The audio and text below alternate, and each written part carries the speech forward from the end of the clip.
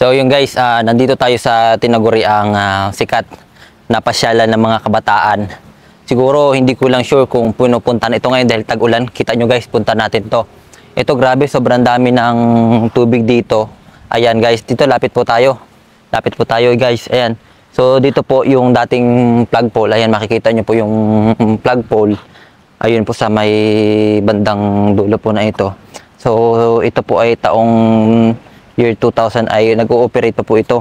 Pero nakita nyo po yung parang swimming pool na. Ito po kasi guys, hindi lang po natin mapasok-pasok dahil yaan po ay isang gym. So marami pong mga nagsasabi na yan daw po ay nasunog. Pero pagkatapos masunog, ay naging tambayan na po yan ng mga kabataan, na mga nagdi-date. Sobrang dami po talagang mga ebidensya at maraming haka-haka na marami daw po nagpapakita dyan ng mga multo o mga kababalaghan diyan sa loob. At marami din rin po ang nagpapatunay na lalo po ito po ay tabing kalsada. Kikita nyo po yan. Isa pong paaralan po yung ating makikita sa may likod na yan. Isang paaralan po yan.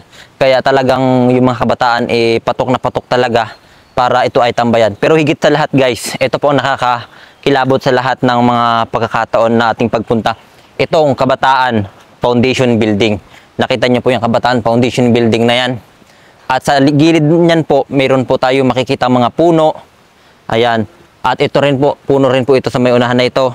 At dito naman po sa kabilang gilid, makikita nyo po, itong Kabataan Foundation Building na ito, ay marami daw po talagang sport ang naganap dito noong mga panahon noon.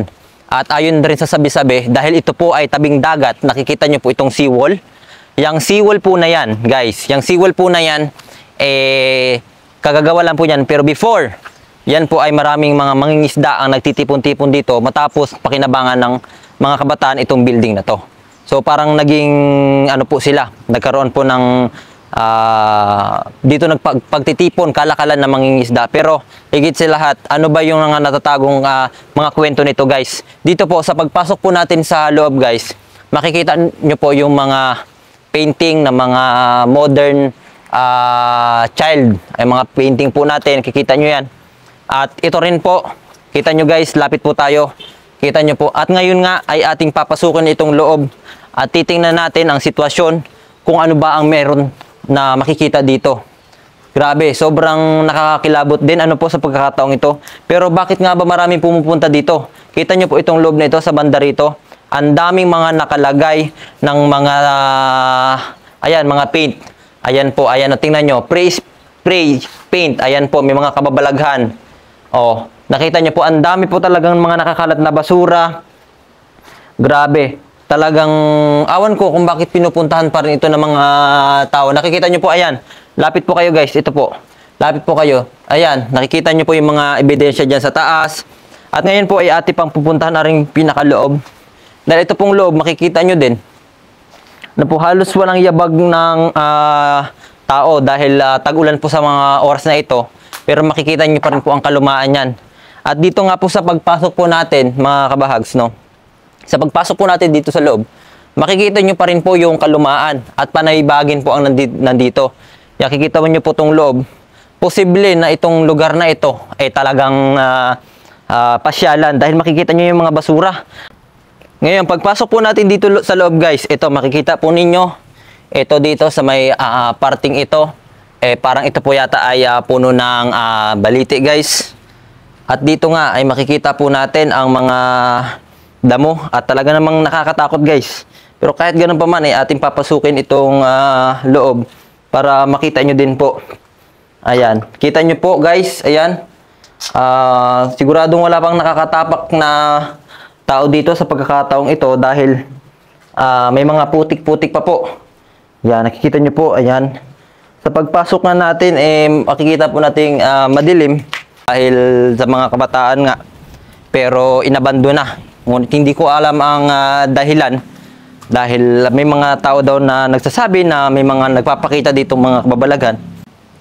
At dito nga po ay may mga malalaking puno pa na inyo ring nakikita.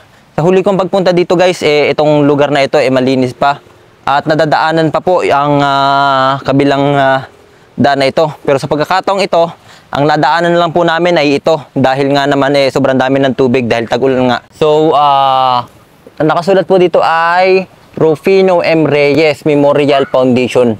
So, ibig sabihin, napakatagal ng panahon na ito. So, kung hindi po ako nagkakamali, ito po ay pangalan ng posibleng namumuno sa pagkakataon na ito po ay nasa magandang kondisyon pa. At dito nga po ay sa ating pagpasok, ito na nga po, pinapasok na rin po natin.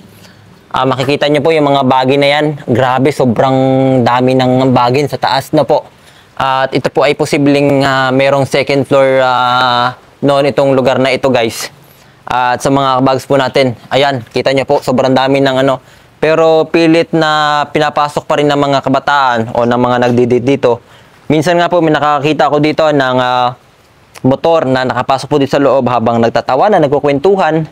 Pero kung ikaw ba ay matinong tao, papasok ka ba sa ganitong lugar para i-date ang iyong minamahal? 'Di ba? Posible na yung mga nakikipag-date po dito sa lugar na ito yung mga walang mga legal sa kanilang mga magulang. 'Di po ba? Ano po kaya ang mga laman ng mga sakong 'yan? Pero hindi na po natin bubuksan kasi nga baselan. Guys, ayan, napakadami po ng mga basura, mga pinag-inumaan. Grabe. Kung hindi lang po maulan, posible na yung mga yabag na mga paa dito po ay ating makikita, guys.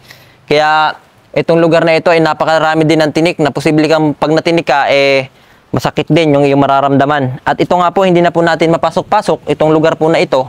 Yan dahil napakagubat. Pero mapapansin nyo po, itong yabag po ng lugar na ito, pansin nyo na may lumakad po diyan.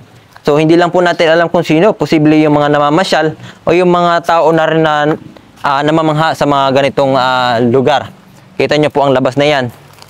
Sobrang dami ng mga basura. Ano po, sa dami ng mga dahon na inyong makikita. At dito naman po sa baba, halos walang pinagkaiba. May mga puno na sanga na nalaglag po dito, no? At dito nga po, guys, maraming pong salamat sa inyo at nananatili kayong nakasuporta sa ating mga vlog. Tuloy-tuloy lang po tayo. Maraming pong salamat sa inyong suporta. Ayan, tulad po ni tatay, nilusong na po niya yung kanyang motor doon para makatawid. Bagaman marami rin pong mangingisda pa rin nagpaparito para alam nyo yon, makapag-provide din sa kanilang pamilya. So ito po hindi natin mapapasok. Sobrang daming tinik, tsaka ang daming tubig. Pero sa susunod siguro, pasukin po natin yan. Maraming pong salamat sa mga kabags dyan. Huwag nyo pong kalimutan subscribe sa ating YouTube channel at i-comment nyo kung saan pa may mga magandang lugar katulad nito na ating pupuntahan at ating iimbestigahan. Maraming pong salamat sa inyo and peace yo!